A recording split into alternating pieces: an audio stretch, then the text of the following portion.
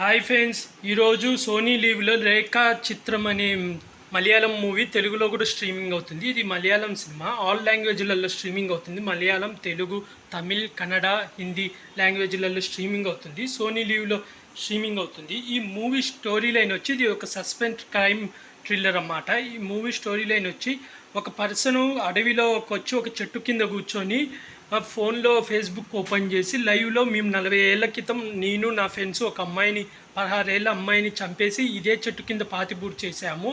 ఆ విషయం ఎవరికి తెలియదు. నేను ఆ అమ్మాయిని చంపేసిన తర్వాత మా లైఫే మారిపోయింది. మేము బాగా సంపాదించాం. ఇప్పుడు నేను ఆ తప్పుకి పశ్చాత్తాప పడుతూ నేను ఇప్పుడు ఆత్మహత్య చేసుకోబోతున్నాను అని చెప్పి గన్నుతో కాల్చుకొని చచ్చిపోతాడు. అయితే ఆ వీడియో వైరల్ అవ్వడం వల్ల పోలీసులు వచ్చి ఆ కేసుని చాలా సీరియస్గా తీసుకుంటారు. ఆ ఊరికి అప్పుడే హీరో ట్రాన్స్ఫర్ అయ్యి వస్తాడన్నమాట. అయితే హీరో ఒక జూదంలో పేకాటాడి ఒక 20 లక్షలు సంపాదించాడని చెప్పి అతని హీరోకి ఒక బ్యాడ్ నేమ్ వస్తుంది. తనకు ఈ కేసు సాల్వ్ చేయడం చాలా ఇంపార్టెంట్ అన్నమాట. అయితే ఆ పర్సన్ చనిపోయే ముందు చెప్పిన పర్సన్ ఒక పెద్ద బిజినెస్ మ్యాను. అతను పిలిచి ఎంక్వైరీ చేసి ఎవరో మందు దాగి ఏదో చెప్తే అది నిజమైపోతుందా, మీరు సాక్ష్యాలతో రండి, అప్పుడే నేను లొంగిపోతాను, నిరూపించండి అని చెప్తాడు. అసలు ఆ తర్వాత ఏం జరిగింది, అసలు ఆ చనిపోయిన అమ్మాయి ఎవరు, అసలు ఆ అమ్మాయిని వీళ్ళు ఎందుకు చంపేశారు, 40 ఏళ్ళ తర్వాత ఎందుకు అతను నిజం అందరికీ చెప్పి సూసైడ్ చేసుకున్నాడు, అసలు రేఖ అనే అమ్మాయి సినిమా హీరోయిన్ అవుదామని వచ్చిన అమ్మాయి వీళ్ళ చేతుల్లో ఎలా చనిపోయింది, అసలు వీళ్ళకు అమ్మాయికి సంబంధం ఏంది అనేది మూవీ స్టోరీ లైన్. మూవీ ఎలా ఉందంటే బాగుంది, నాకైతే బాగా నచ్చింది. ప్రతి సినిమాలో మామూలుగా ఒక సైకో కిల్లర్ ఉండడం, కిల్లర్ మర్డర్లు చేయడం, ఆ మర్డర్లు చేసేది ఎవరు అనేది పోలీసులు కనుక్కోవడం అలా చూపిస్తాడు. కానీ ఇందులో మనకు స్టార్టింగే చంపేసింది ఎవరనేది తెలుసు, కానీ చనిపోయిన పర్సన్ ఎవరు అనేది కనుక్కోవాలి పోలీసులు. అదైతే చాలా బాగా నచ్చింది నాకైతే.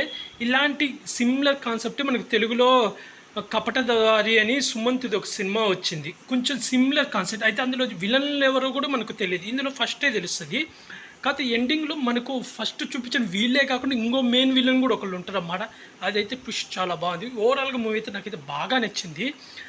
10 నిమిషాలకు ఒక చిన్న ట్విస్ట్ రివీల్ అవ్వడం, అలాగే అమ్మాయి ఎవరో రివీల్ అయినాక అమ్మాయి ఫ్లాష్ బ్యాక్ కానీ, ఎండింగ్లో అసలు వీళ్ళు చంపడానికి కారణం రీజన్ చూపించినప్పుడైతే నాకైతే కొంచెం బాధ అనిపించింది. ఎందుకంటే ఆ ఇంటికి వెళ్ళకుండా ఉంటే ఈ అమ్మాయి బతికేది కదా అనిపించింది. లాస్ట్లో అయితే కొంచెం ఎమోషనల్ సెంటిమెంట్ బాగా వర్కౌట్ అయింది.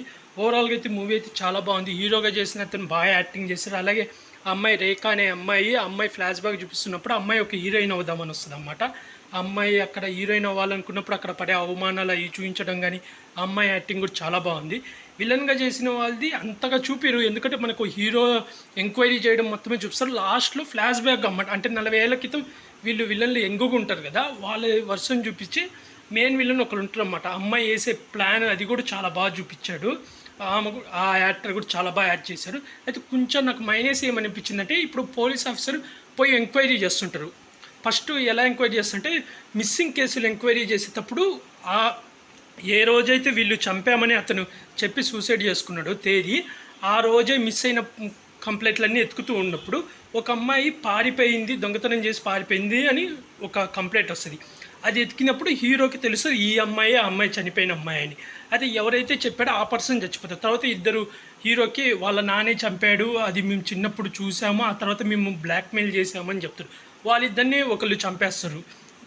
అది చంపింది ఎవరైనా మనకు చూపించారు. కానీ లాస్ట్లో హీరో కార్లో వెళ్తుంటే హీరోకి అన్ని నిజాలు తెలిసేసినాయి, వాడు బతుకుంటే మనకు కష్టమని చంపేయమని ఒకళ్ళు చెప్తారు అన్నమాట. అదే మెయిన్ విలను ఇంకోళ్ళకి చెప్తారు, వాళ్ళు కార్ వేస్తానని చెప్తారు. ఇంకా మనం అర్థం చేసుకోవచ్చు, ఓకే ఇతనే వాళ్ళందరినీ చంపిందని. ఎండింగ్ అయితే అక్కడ కొంచెం లాజిక్ అని మిస్ అయింది. అంటే వీళ్ళని చంపుతున్నది ఎవరనేది సరిగ్గా చూపిలే. ఎవరెవరైతే అమ్మాయి గురించి వివరాలు చెప్తారో వాళ్ళందరూ చచ్చిపోతూ ఉంటారు అన్నమాట. అది ఎవరు చంపేది అనేది కొంచెం క్లారిటీ చూపించుంటే బాగుంటుంది. కానీ ఎండింగ్లో మనం ఓకే ఈ పర్సనే అన్నమాట ఆ ముగ్గురిని కూడా చంపింది అని మనం అనుకోవాలి. కానీ ఓవరాల్ అయితే ఈ మూవీ అయితే నాకైతే బాగా నచ్చింది. ఎవరైనా చూడాలనుకుంటే సోనీ లీవ్లో స్ట్రీమింగ్ అవుతుంది, ఆల్ లాంగ్వేజ్లలో స్ట్రీమింగ్ అవుతుంది. మూవీ నేమ్ వచ్చి రేఖా చిత్రం. చూసేయండి ఫ్రెండ్స్. ఈ మూవీకి నేను రేటింగ్ వచ్చి 5కి 3.5 ఇస్తున్నాను.